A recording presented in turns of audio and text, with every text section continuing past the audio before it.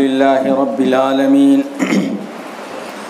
والصلاة والسلام على أشرف الأنبياء والمرسلين وعلى من تبعهم بإحسان إلى يوم الدين فإن أصدق الحديث كتاب الله وخير الهدي هدي محمد صلى الله عليه وسلم وشر الأمور محدثاتها وكل محدثة بدعة وكل بدعة ضلالة وكل ضلالة في النار أما بعد فأعوذ بالله من الشيطان الرجيم بسم الله الرحمن الرحيم يا أيها الناس اتقوا ربكم الذي خلقكم من نفس واحدة وخلق منها زوجها وبث منهما رجالا كثيرا ونساء واتقوا الله الذي تساءلون به والأرحام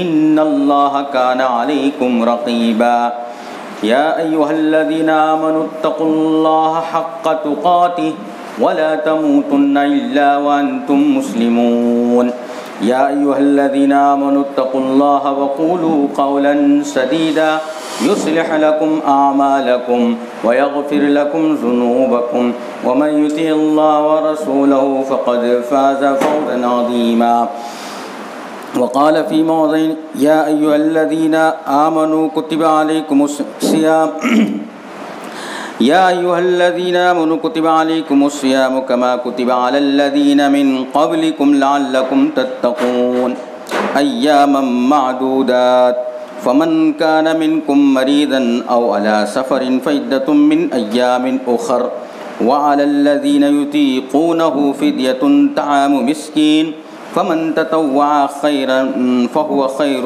له وأن تصوموا خير لكم إن كنتم تعلمون۔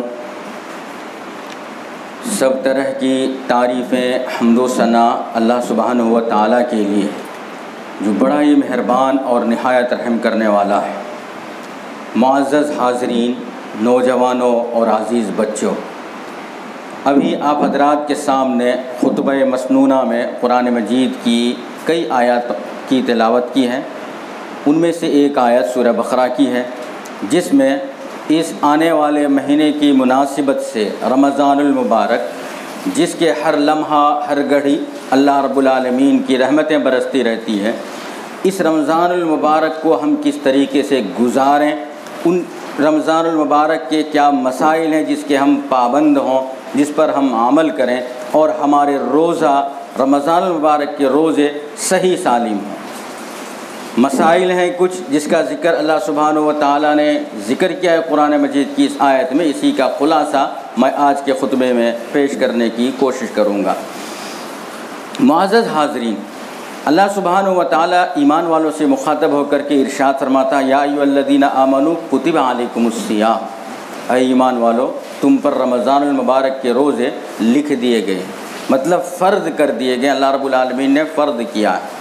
کما کتب علی الذین من قبلکم، جیسا کہ اس سے پہلی امتوں پر بھی اللہ سبحانہ و تعالیٰ نے روزہ فرض کیا تھا۔ یہ اور بات ہے کہ ان کے پہلی امتوں کے روزہ رکھنے کا طریقہ اور نبی اکرم صلی اللہ علیہ وسلم کی امت کے روزہ رکھنے کا طریقہ مختلف رہا ہے۔ ان کے کچھ اور قاعدے قانون تھے، ہمارے کچھ اور قاعدے قانون ہیں، لیکن روزہ ہر امت پر اللہ رب العالمین نے فرض کیا ہے، اور وہ بھی کہ کس لیے فرض کیا ہے؟ لعلکم تتقون، تاکہ تم تقوی پرست ہو جاؤ، اپنے آپ کی اصلاح کر لو، روحانی اعتبار سے بھی جسمانی اعتبار سے بھی۔ روحانی اعتبار سے اس اعتبار سے کہ جب رمضان المبارک کا مہینہ آ جا رہا ہے، ہم روزے سے ہیں، ہماری زبان کا بھی روزہ، ہمارے جسم کے ہر اعضاء کا روزہ، آنکھ کا، کان کا، جسم کے پورے اعضاء کا روزہ۔ پورے اعضاء کا روزہ کا مطلب یہ ہے کہ اپنی زبان سے ایسی اول پول، گالی گلوچ، غیبت، چغلی یہ سب نہ نکالیں۔ آنکھ ہے جس کو دیکھیں، غلط چیزوں کو دیکھنے میں اپنے آنکھ کو نہ اٹھائیں۔ ٹی وی ہے یا اور کوئی ایسی چیز ہے، سیریل ہے، پروگرام ہے، اور کسی چیز دیکھ کر کے اپنے وقت کو برباد نہ کریں۔ کیوں؟ روزے سے ہیں۔ اسی طریقے سے کان ہے، گالی گلوچ کوئی بک رہے ہیں، اس محفل میں بھی نہیں کھڑے ہونا ہے۔ دوسرے راستے سے کترا کر کے چلے جانا ہے کہ ہم کو غلط بات نہیں سننی ہے اس لیے کہ ہم روزہ سے ہیں۔ روحانی تربیت ہے۔ اور بھی جسم کے جو بھی اعضاء ہیں، ہر اعضاء کو اللہ کے لیے سرنڈر کر دینا ہے، فرما بردار بنا دینا ہے اللہ رب العالمین کی عدالت میں۔ اس کا نام روزہ ہے۔ صوم جو عربی زبان کے اندر یہ لفظ آیا ہوا ہے، جو عربی زبان کے جو الفاظ جس چیز کے لیے استعمال کیے جاتے ہیں ہو بہو کسی دوسرے زبان میں اس کا ترجمہ کر ہی نہیں سکتے۔ صوم جو لفظ ہے اس کا معنی لغوی اعتبار سے اگر دیکھیں کسی چیز کو باندھ کر کے رکھنا ہے۔ شرعی اصطلاح میں اگر ہم دیکھیں صوم کے معنی تو اپنے نفس کو خواہشات نفس سے اپنے آپ کو طلوع آفتاب سے، سورج طلوع ہونے سے سورج غروب ہونے تک روکے رکھنا، کھانے پینے سے، غلط کام کرنے سے، غلط باتیں بولنے سے اور بیوی کے ساتھ ملنے سے، ان تمام چیزوں سے روکے رہنے کا نام صوم ہے، روزہ ہے۔ اسی کو ہم اردو زبان میں روزہ کہتے ہیں۔ تو اس طریقے سے روحانی اعتبار سے بھی اس کی اصلاح ہوتی ہے انسان کی، جسمانی اعتبار سے بھی اللہ رب العالمین نے اس میں روزے کے اندر اصلاح رکھا ہے، بھلائی رکھا ہے، فائدہ رکھا ہے۔ ڈاکٹروں کا کہنا ہے، پڑھے لکھے لوگ ہیں ہم سب، ڈاکٹروں کا کہنا ہے کہ جب انسان مسلسل غذا استعمال کرتے ہیں، حلال غذا ہی، کچھ بھی کھانے پینے، اور کبھی بھوکے نہیں رہتے ہیں، ضرورت اللہ رب العالمین نے ان کو نوازا ہے، کھا رہے ہیں، غلط کام نہیں کر رہے ہیں، لیکن کھاتے وقت جب سال کے 11 مہینے 12 مہینہ کھاتے ہیں اور جس طرح سے انسان زندگی گزارتے ہیں ویسا زندگی گزارتے ہیں تو ان کی جو غذا ہے اتڑیوں میں کچھ رکتی ہے جو ہضم نہیں ہو پاتی ہے۔ لیکن اگر کوئی آدمی کبھی کبھار 14 گھنٹہ سے 16 گھنٹہ تلک اپنے آپ کو ہر اعتبار سے کھانے پینے سے روک لے تو ان کے جسم میں جو غلاظت ہے، پیٹ کی اتڑیوں میں جو گندگی پھنسی ہوئی ہے، سب کے سب صاف ہو جاتے ہیں۔ یہ جسمانی اعتبار سے تربیت ہے۔ اسی چیز کو اللہ رب العالمین نے ایک لفظ میں تعبیر کیا، لعلکم تتقون، تاکہ تم متقی ہو جاؤ اس روزہ کو رکھ کر کے، جسمانی اعتبار سے بھی، روحانی اعتبار سے بھی۔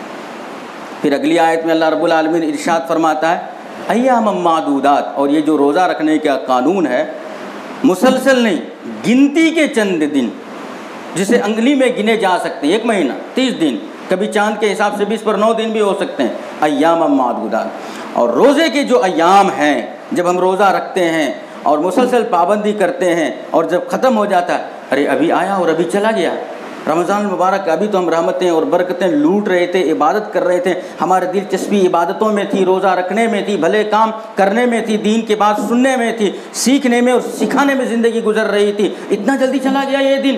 اسی کا نام ایام معدودات ہے، گنتی کے چند دن۔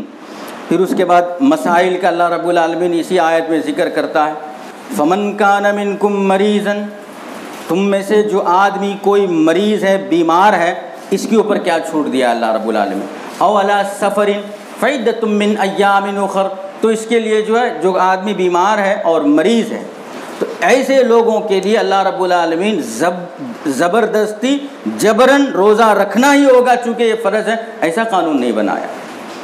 بیمار میں بھی 2 قسم کے مریض ہوتے ہیں، ایک بیمار وہ ہے مسلسل بیمار رہتا ہے، کبھی ان کی بیماری نہیں چھوٹتی، جسے شوگر پیشنٹ ہے، سمجھ لیجئے مثال کے لیے شوگر پیشنٹ کا مسئلہ ایسا ہے کہ اس کے مقررہ وقت میں وہ کھانا ہے، اگر نہیں کھائے تو اپنے جسم کو سنبھال نہیں پائیں گے، کچھ نہ کچھ حادثہ ہو جانے کے امکان ہیں، یہ مسلسل رہنے کی بیماری ہے۔ اور ایک بیماری ہے کسی کو سر درد، پیٹ درد، بخار، ایسی کوئی چیز آ گئی اور پھر اسی حالت میں روزہ رکھے، یہ بھی ناممکن سی چیز ہے۔ تو جو آدمی مسلسل بیمار رہتا ہے، ایسے آدمی کے لیے اللہ رب العالمین نے ایسے بیمار کے لیے الگ حکم دیا، مختصر بیماری آتی ہے ایسے آدمی کے لیے اللہ رب العالمین نے الگ حکم دیا۔ 2 باتیں اس کے اندر۔ اب جس کو بخار ہے، سر درد ہے، یا کوئی جو مختصر یعنی ڈاکٹر کے پاس دوا لینے کے بعد شفا یابی کی امید ہے، تو جتنے روزہ ان کے چھوٹے، فعدۃ من ایام اخر، اس کا جو قضا ہے رمضان ختم ہونے کے بعد جو روزہ چھوٹے ان روزوں کی قضا کر لے۔ اور جو مسلسل بیمار ہے اس کے لیے اللہ رب العالمین نے حکم دیا ہے وہ فدیہ دے، غریب آدمی کو، مسکین آدمی کو جو روزہ نہیں رکھ پا رہے ہیں یہ آدمی فدیہ دے۔ اس کے بعد کی آیت میں اللہ رب العالمین نے ان لوگوں کے متعلق ارشاد فرمایا کہ اللہ رب العالمین جو ارشاد فرمایا علی الذین یطیقونہ فدیۃ طعام مسکین، اس آیت کے معنی یہ ہے کہ جب یہ شان نزول یہ ہے، جب یہ آیت نازل ہوئی تھی، نازل ہونے کے وقت روزہ کا قانون کچھ اور تھا، جو آج ہم رکھتے ہیں ایسا نہیں تھا، پھر دوسرا حکم آیا تب ایسا بنا۔ پہلا کیا حکم تھا؟ ایک آدمی افطار کر لینے کے بعد جب تلک جاگا ہوا ہے اس وقت تلک وہ کھا سکتا ہے، پی سکتا ہے، اپنے بیویوں سے بھی مل سکتا ہے۔ اگر نیند آ گئی افطار کے بعد، عشاء کے بعد یا کچھ دیر کے بعد، وہیں سے ان کا روزہ شروع۔ اس سے پہلے بیوی سے اگر ملنے سے پہلے سو گئے تب وہ مل بھی نہیں سکتے، دوسرے دن پھر افطار کے وقت ہی کھانا ہے۔ یہ ایک چیز تھی۔ اور دوسری چیز یہ تھی وَعَلَى الَّذِينَ يُطِيقُونَهُ فِدْيَةُ طَعَامُ مِسْكِينٍ، اور دوسری چیز یہ تھی جو آدمی رکھنا چاہتا ہے وہ رکھ لے، اور جو نہیں چاہتا ہے وہ فدیہ دے دے۔ صحت مند آدمی کے لیے بھی یہی حکم تھا۔ اللہ کا ایک اور قانون ہے، دیکھیے ابھی جو روزہ کا حکم آ رہا ہے، حکم آنے سے پہلے روزہ رکھنے کے عادی نہیں تھے صحابہ اکرام۔ شراب کی بات میں آ جائیں، شراب کے زبردست کوئی چیز منع کرنے کا بھی طریقہ اور حکم دینے کا بھی طریقہ میں اللہ نے جو اعتدال، درمیانی راستہ اختیار کیا ہے، ہم سب کے لیے میدان دعوت کے لیے بڑا معنی رکھتا ہے یہ چیز۔ شراب جس کے زبردست عادی تھے صحابہ کرام بھی، جاہلیت میں بھی اس کا بڑا رواج تھا، ہر گھر میں شراب پائی جاتی تھی، لیکن جب اس کو حرام کیا گیا فوراً اللہ کی آیت اتری اور حرام ہو گیا، ایسا نہیں، بلکہ پہلے یہ کہا اسمہما اکبر من نفعہما، شراب کی جو نقصان ہے وہ نفع کے مقابلے میں زیادہ ہے، تو لوگ اس کی کراہت محسوس کرنے لگے، نفرت کرنے لگے، ناپسند کرنے لگے۔ پھر اللہ نے حکم دیا لا تقربوا الصلاۃ وانتم سکارا، جب تم نشے کی حالت میں ہو نماز کے پاس مت جاؤ، نماز کے قریب بھی مت جاؤ۔ پھر ایک تیسری مرتبہ حکم دیا فجتنبوہ، جب دوسری مرتبہ حکم آیا تو لوگ نفرت کرنے لگے، اور تیسری مرتبہ میں ڈائریکٹ حکم دے دیا کہ یہ حرام ہے، اسے اب بچتے رہو، رک جاؤ۔ ایسا ہی اب روزے کی حالات میں آ جائیں، روزہ کے عادی نہیں ہے، ایک ساتھ ہی فجر سے تم کو اتنا دیر تک روزہ رکھنا ہے اگر کہہ دیتے تو کچھ اور مسئلہ ہو سکتا تھا، مشقت میں ڈالنے کے برابر ہو جاتا تھا۔ جو رکھنا چاہے رکھو، جو نہیں رکھنا چاہتے ہیں فدیہ دے دو، ایسا پہلے حکم تھا۔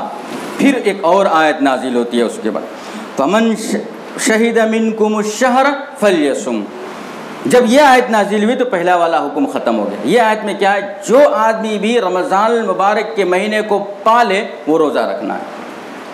ہم کو مل جائے رمضان المبارک کا مہینہ تو ہم روزہ رکھنا ہے، اگر بیمار ہیں اور سفر میں تو اس کا الگ قانون ہے، وہ بھی اللہ رب العالمین نے ذکر فرما دیا۔ اچھا، ایک تو بیمار میں کوئی آدمی مسلسل بیمار ہے اور کوئی آدمی ٹیمپروری بیمار ہے تو اس کا یہ حکم، کوئی سفر میں ہے، اور یہ یاد رکھیے سفر میں کوئی حج اور عمرہ والا یہی سفر ہو یہ نہیں ہے، کوئی بھی سفر کاروبار میں بھی گئے ہوئے ہوں تو اللہ رب العالمین نے اس کو چھوٹ دیا ہے کہ سفر میں تم روزہ کو چھوڑ سکتے ہو اور اس کی قضا بعد میں کر سکتے ہو، یہ اللہ رب العالمین نے حکم دیا ہے۔ لیکن اگر سفر میں بھی کوئی روزہ رکھنا چاہے تو بھی اس کے لیے حکم ہے، تم رکھ سکتے ہو، ناجائز نہیں ہے، جائز ہے۔ اللہ کے نبی صلی اللہ علیہ وسلم جو سفر میں نکلا کرتے تھے، سفر میں غزوات کے لیے یا اور کوئی معاملات کے لیے نکلتے تھے، رمضان المبارک کا مہینہ ہوتا تو بعض صحابہ روزہ سے بھی رہتے تھے اور بعض صحابہ روزہ نہیں بھی رکھتے تھے، لیکن ایک دوسرے کو ملامت بھی نہیں کرتے تھے، کیا یار سفر میں چھوٹ ہے اور تم روزہ رکھ رہے ہو، ایسا بھی نہیں کرتے تھے۔ جو روزہ نہیں رکھا ہے کیا تم کو کیا پریشانی بھی نہیں ہے، آرام ہے سفر پھر بھی تم روزہ نہیں رکھے ہو، ایسا بھی ملامت نہیں کیا کرتے تھے۔ سفر میں اللہ رب العالمین نے، نبی اکرم صلی اللہ علیہ وسلم نے چھوٹ دیا ہے کہ کس طریقے سے جو چاہے رکھ لے، لیکن اللہ کی جو چھوٹ ہے اس سے فائدہ اٹھانا چاہیے۔ یہ اٹل فیصلہ۔ ایک صحابی ہیں، ان کا نام عمر بن ابی سلمہ غالباً ہے، وہ جو ہے نا مسلسل سفر میں رہتے تھے، کبھی سفر نہیں چھوڑتے تھے۔ اب ظاہر سی بات ہے رمضان المبارک کے مہینے میں وہ صحابی رسول سفر کو چھوڑ دے، روزہ کو چھوڑ دے، اور پھر روزہ کے بعد سفر ہی سفر ہے، کہاں سے پابندی کریں گے وہ؟ اس کے لیے اللہ کے رسول صلی اللہ علیہ وسلم سے وہ پرمیشن پوچھتے ہیں، اجازت پوچھتے ہیں۔ اللہ کے رسول صلی اللہ علیہ وسلم نے حمزہ بن عمر الاسلمی ان کا نام رہتا ہے، حمزہ بن عمر الاسلمی، ان کو کہتے میں تو مسلسل سفر میں رہتا ہوں. تو صحابی کو اجازت دی کہ تم ایسا چاہے تو رکھ سکتے ہو، اگر پریشانی نہیں ہے، مشقت نہیں ہے تو رکھ سکتے ہو. بسا اوقات سفر کی حالت میں روزہ رکھے، اتنی دھوپ بڑھ گئی، مشقت اتنی آ گئی کہ کیفیت ایک دم بے حال ہو گئی. ایسے موقع پر روزہ توڑنے کا بھی حکم دیا، چھوڑنے کا ہی نہیں، توڑنے کا ہی حکم دیا ہے. مثال کے طور پر کوئی روزے میں فتح مکہ کے موقع پر یہ وقت آیا کہ روزے سے ہیں، صحابہ اکرام سفر کیے روزے سے ہیں. عصر نماز کے بعد وقت ایسا چلا کہ اتنی تکلیف گزرنے لگی کہ بے حال ہو گئے صحابہ اکرام روزہ رکھنے سے. اللہ کے رسول صلی اللہ علیہ وسلم کے پاس بات آئی. بات آنے کے بعد اللہ کے نبی صلی اللہ علیہ وسلم اپنے سواری کے اوپر چڑھے. عصر نماز کے بعد کا یہ واقعہ، اور پانی پی لیے سب کے سامنے، روزہ توڑ دی. دیکھا نہیں جا رہا تھا صحابہ کرام کی یہ حالت، تو اس کے بعد روزہ توڑ لیتے ہیں. روزہ توڑ لینے کے بعد جب اللہ کے رسول صلی اللہ علیہ وسلم توڑ لیے روزہ، صحابہ کرام بھی ایک ایک کر کے توڑ دیے روزے کو. بعض لوگ جو ہے ان میں سے نہیں توڑے، روزہ ہی نہیں توڑے، ان کو مشقت نہیں تھی یا کچھ اور پریشانی تھی. نبی صلی اللہ علیہ وسلم نے فرمایا اولئک العصاۃ اولئک العصاۃ اولئک العصاۃ 3 مرتبہ. اس کا مطلب ہے جن لوگوں نے آج روزہ نہیں توڑا وہ لوگ نافرمان ہیں، نافرمان ہیں، نافرمان ہیں. کئی بات اس میں معلوم ہوتی ہے. ہم لوگ روزہ رکھتے ہیں یا بچے روزہ رکھتے ہیں، اگر 12 تلک توڑ ڈالے تو توڑ ڈالے، 12 کے بعد کانٹا آگے بڑھ گیا، اب توڑنا نہیں، ختم ہی کر دینا. اگر کرے تو بڑا گناہ گار، بہت گناہ، یہ گناہ وہ گناہ بڑھ کر ڈراتے رہتے ہیں ہم لوگ. عصر کے بعد کی بات دیکھیں، عصر کا بعد کا واقعہ ہے. صحابہ اکرام مشقت بڑھ گئی اور پھر توڑنے کا حکم دیا. ایک سفر میں نبی اکرم صلی اللہ علیہ وسلم سفر میں تھی، ایک جگہ بھیڑ لگی ہوئی ہے بہت زیادہ، لوگ ادھر سے ادھر ادھر سے ادھر دیکھ رہے ہیں. اللہ کے رسول صلی اللہ علیہ وسلم پوچھتے ہیں کیا کس بات پر بھیڑ ہے بھائی؟ نبی صلی اللہ علیہ وسلم کو بتایا جاتا ہے ایک صحابی روزہ سے ہیں اور روزہ کے وقت ان کے اوپر اتنی تکلیف گزر رہی ہے کہ وہ نڈھال ہو گئے، بے حال ہو گئے. لوگ سایہ دے رہے ہیں ادھر ادھر کھڑے ہو کر، کوئی چادر پکڑے ہوئے ہیں، کوئی اپنے امامہ کے ذریعے سے، کوئی کسی طریقے سے نڈھال ہو گئے، اس لیے ان کو یہ دے رہے ہیں، سایہ دے رہے ہیں. اللہ کے رسول صلی اللہ علیہ وسلم نے فرمایا فرض روزے کی بات کر رہا ہوں، رمضان المبارک کے روزے کی بات کر رہا ہوں، توڑوانے کا حکم دے دیا. اور رسول اکرم صلی اللہ علیہ وسلم نے صاف لفظوں میں فرمایا لیس من البر الصیام فی السفر، روزے کی حالت میں، سفر کی حالت میں روزہ رکھنا کوئی نیکی کی بات نہیں ہے اور اتنی مشقت برداشت کرنا، لہٰذا روزہ توڑ دو. پھر انہوں نے روزہ کو توڑ دیا. یہ اتنے احکام ہیں یہ چیز کے روزے کے تعلق سے. اسی طریقے سے روزے کی حالت میں جو پہلا جو ایک واقعہ بتلایا، روزے کی حالت میں 2 باتیں تھیں. رات کو اپنے بیویوں سے نہیں ملنا ہے، رات کے رمضان المبارک کے رات میں نہیں ملنا ہے، اور پھر جو ہے نیند آنے سے پہلے تلک، جب تلک کھاتے ہیں کھانا ہے، نیند آ گئی تو وہیں سے اس کا روزہ شروع. لیکن جب یہ آیت نازل ہوئی فمن شہد منکم الشہر فلیصم، وہ حکم منسوخ ہو جاتا ہے. صحابہ کرام جو ہے بہت واقعات ان سے پیش آتے تھے. صحابہ کرام پوچھتے تھے اللہ کے رسول صلی اللہ علیہ وسلم سے، اور ایسا واقعہ بھی کچھ پیش آ جاتا تھا. پیش آ جانے واقعہ صحابہ کرام کا پیش آئے، اللہ کے رسول صلی اللہ علیہ وسلم سے پوچھے، ہم سب کے لیے بہت عبرت کی بات ہے. ان سے وہ چیز بھی ممکن ہے ہم سے یہ چیز سرزد ہو جائے. ابو ہریرہ رضی اللہ عنہ راوی ہیں، آتے ہیں اللہ کے رسول صلی اللہ علیہ وسلم کے پاس، چیختے چلاتے، اپنے آپ کو ایک دم ندامت اور شرمندگی کا احساس کرتے ہوئے کہتے ہیں اے اللہ کے رسول صلی اللہ علیہ وسلم میں تو ہلاک ہو گیا، برباد ہو گیا میں. اور بھی محفل میں دوسرے صحابہ کرام تھے، کیوں برباد ہو گئے بھائی، کیا غلطی کر دی؟ روزے کی حالت میں دن میں اپنے بیوی سے مل لیا، اس لیے میں برباد ہو گیا. کوئی بھی کام ہے جو اچھا، فرض اور لازم، ضروری اللہ رب العالمین نے جو حکم دیا ہے، کبھی کبھار انسان ہونے کے ناطے اس کا خلاف ورزی اگر ہو جائے تو اس کا تدارک بھی اسلام نے بتلایا. اس کے لیے اس کا توڑ کیا ہے، جسے کفارہ کہا جاتا ہے، اس کا توڑ کیا ہے. نبی اکرم صلی اللہ علیہ وسلم کے پاس جب یہ بات آئی تو اللہ کے رسول صلی اللہ علیہ وسلم ان سے پوچھتے ہیں کیا ہو گیا، تو یہ مسئلہ بتاتے ہیں کہ ایسا ہوا، یہ ہوا، وہ ہوا، میں روزے کی حالت میں اپنے بیوی سے ملی. اس کے بعد بولے تمہارے پاس غلام ہے، یہ غلام کو آزاد کرنا ہے، اگر ایسا کام کر لیے ہو تو یہ غلام آزاد کرنا ہے. نہیں ہے، غلام بھی نہیں ہے. تو کیا تم مسلسل 60 دن ایک دن بھی چھوڑے بغیر 2 مہینے روزہ رکھ سکتے ہو؟ یہ صحابی کہتے ہیں ایک دن روزہ رکھ کر میری یہ حالت ہے، 2 مہینے مسلسل کر دیا، روزہ رکھ لیا تو اور بھی کیا حالت ہو سکتی ہے، یہ میرے بس کی بات نہیں ہے. پھر پوچھتے ہیں 60 مسکین کو کھانا کھلانے کی طاقت ہے تمہارے پاس؟ کہتے ہیں یہ صحابی مکہ اور مدینہ کے درمیان میں کوئی گھر اور کوئی آدمی ایسا نہیں ہے جو مجھ سے زیادہ غریب ہو، میں جا کر کہاں سے کسی کو کھانا کھلاؤں۔ اللہ کے رسول صلی اللہ علیہ وسلم جب ان کی بات سنتے ہیں تو ان کے دانت نکل جاتے ہیں مسکراہٹ سے۔ اتنے غریب آدمی ایسے ان کے مسکراہٹ سے ان کے دانت نکل جاتے ہیں۔ پھر ایک ٹوکرا رہتا ہے کھجور کا، ادھر ادھر دیکھتے ہیں تو کھجور کا ٹوکرا تھا۔ اللہ کے رسول صلی اللہ علیہ وسلم اٹھ کر کے بولتے ہیں جاؤ اس کو غریب لوگوں میں بانٹ دو۔ پھر یہی بات کہتے ہیں کہ اس دونوں علاقے کے درمیان، مکہ اور مدینہ کے درمیان مجھ سے زیادہ کوئی غریب نہیں ہے، میں جا کر کس کو بانٹوں؟ سب سے زیادہ غریب تو میں ہی ہوں۔ اللہ کے نبی صلی اللہ علیہ وسلم پھر مسکراتے ہوئے کہتے ہیں تم خود کھا لو اور اپنے اہل و عیال میں بانٹ دو۔ تک واقعہ صحابہ سے پیش آیا، سب لوگوں کے لیے آتی دنیا کے لیے عبرت کے ایسا مسئلہ اگر پیش آ جائے، وہ غریب ہے، مسکین ہے، ضرورت مند ہے، تو وہ کیا کرے؟ یہ طریقہ اللہ کے رسول صلی اللہ علیہ وسلم نے فرمایا۔ ایک اور چیز، ایک تو یہ ہوا کہ روزے کی حالت میں یہ ہوگی، اور وہ جو سونے کی بات تھی کہ جاگے رہنے تلک جو کھاتے ہیں کھا لیے، اگر سو گئی تو وہاں سے مسئلہ ان کا ختم، روزہ وہیں سے شروع۔ ایک صحابی رسول ہیں، وہ صحابی کسان، عام طور پر جو ہے نا کسان ہوتے تھے صحابی، کھیتی باڑی میں کام کیا کرتے تھے۔ قیس بن سرمہ رضی اللہ عنہ اس کا نام۔ ایک مرتبہ آتے ہیں اپنے کھیت سے، روزہ کھول لیتے ہیں، کھیت سے کام کر کے آتے ہیں، بیوی کے پاس کھانا پوچھتے ہیں۔ ان کی بیوی کہتے ہیں ٹھیک ہے تھوڑی دیر رکیے، گرم ورم کر کے دے رہی ہوں۔ کھانا گرم ہونے تلک ان کو نیند لگ جاتی ہے۔ جب نیند لگ گئی اور جب کھانا لے کر آنے تلک نیند لگ گئی، نیند جب لگ گئی تو وہاں سے اس کا روزہ شروع ہو گیا۔ اب پہلے سے بھوکے تھکے ماندے، پھر اس کے بعد کھائے بھی نہیں، سو گئے تو وہیں سے روزہ شروع۔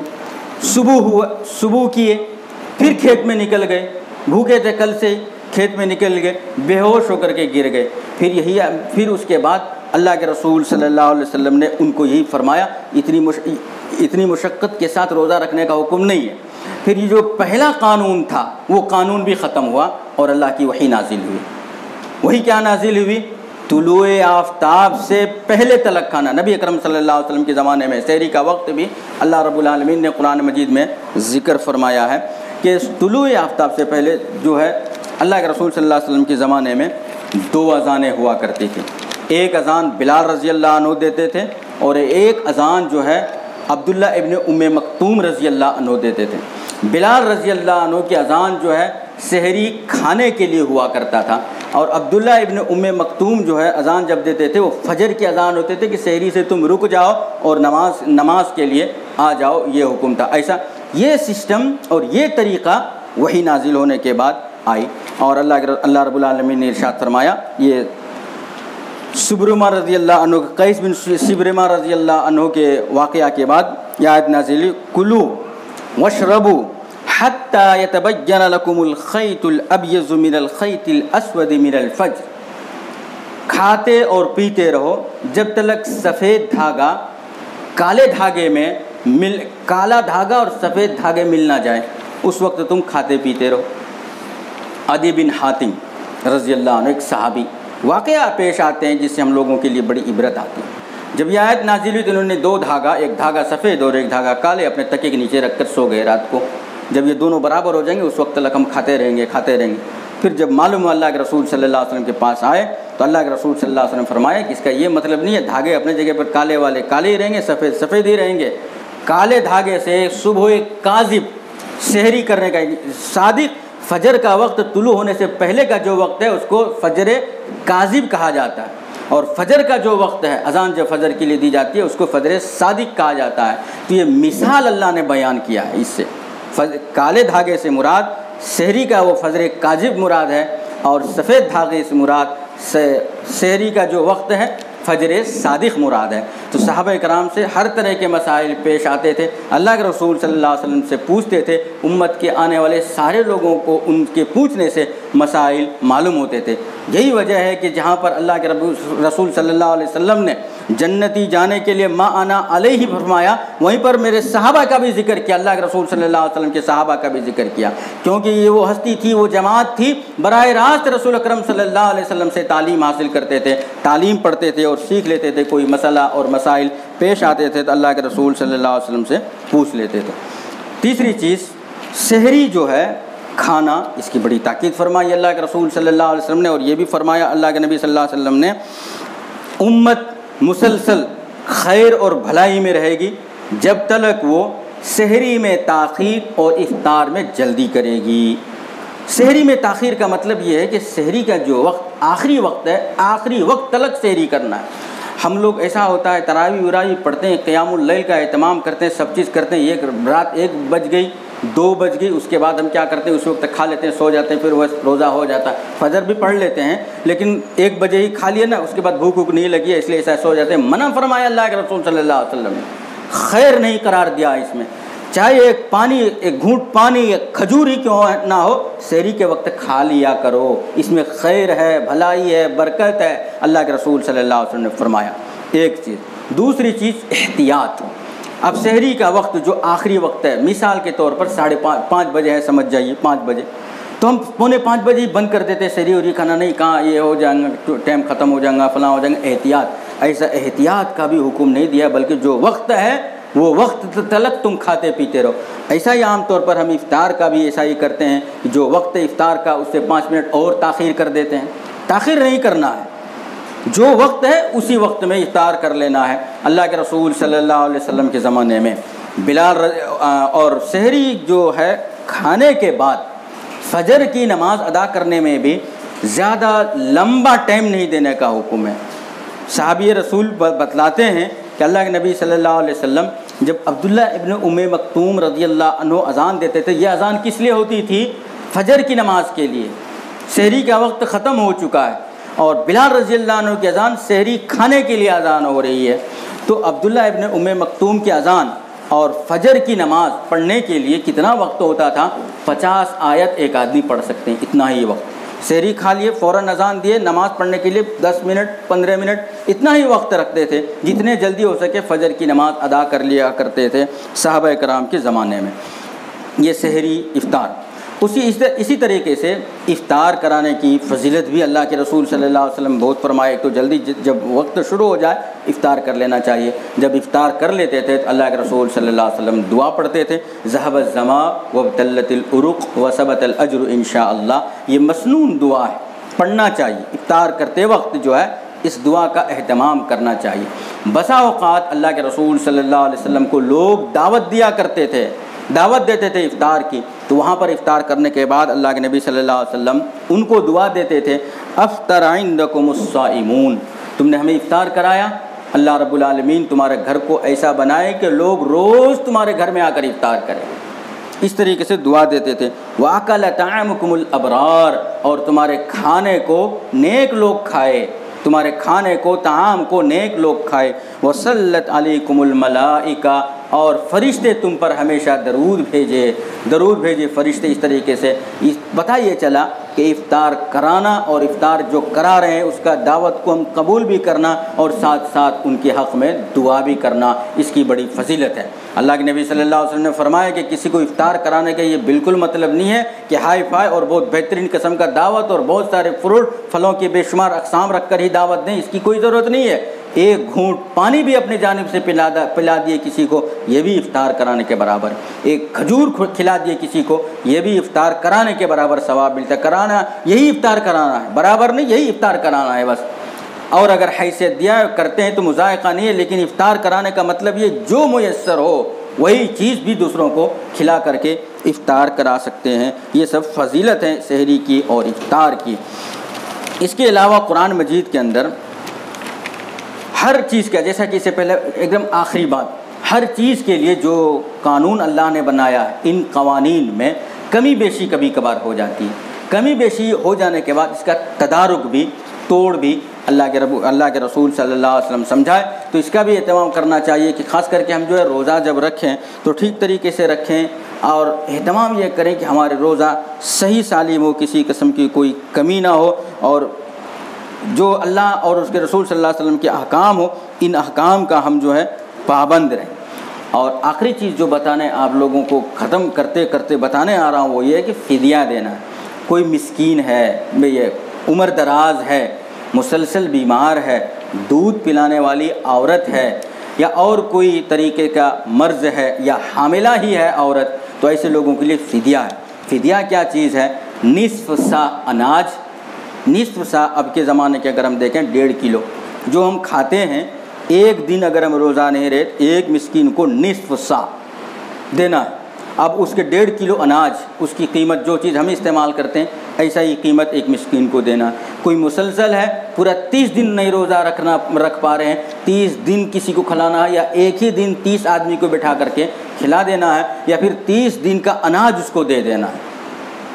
حاملہ عورت، دودھ پلانے والی عورت، عمر دراز یعنی بوڑھے لوگ اور مسلسل بیمار میں رہنے والے لوگ، اور جو سفر میں رہتے ہیں وہ لوگ بعد میں قضا کریں گے اگر وہ نہیں رکھ پا رہے ہیں تو ان کے لیے بھی یہی فدیہ کا قانون ہے۔ جیسا کہ ایک واقعہ بتلایا کہ ایک صحابی ہمیشہ سفر میں رہتے تھے تو استطاعت حتی الوسع، کوشش کے حد تک وہ روزہ رکھے، نہیں رکھ سک رہے ہیں فدیہ دے دیں۔ یہ اللہ کے رسول صلی اللہ علیہ وسلم اور اللہ رب العالمین نے شریعت اسلامیہ کا قانون بتلایا ہے۔ اللہ رب العالمین سے دعا ہے کہ اللہ رب العالمین ہمیں ان باتوں پر کہنے، سننے اور عمل کرنے کی توفیق عطا فرمائے۔ آمین وآخر دعوانا الحمدللہ رب العالمین۔ بارک اللہ لنا ولکم فی القرآن المجید ونفعنا بالذکر والآیات الحکیم، انہ تعالی جواد کریم ملک بر رؤوف رحیم۔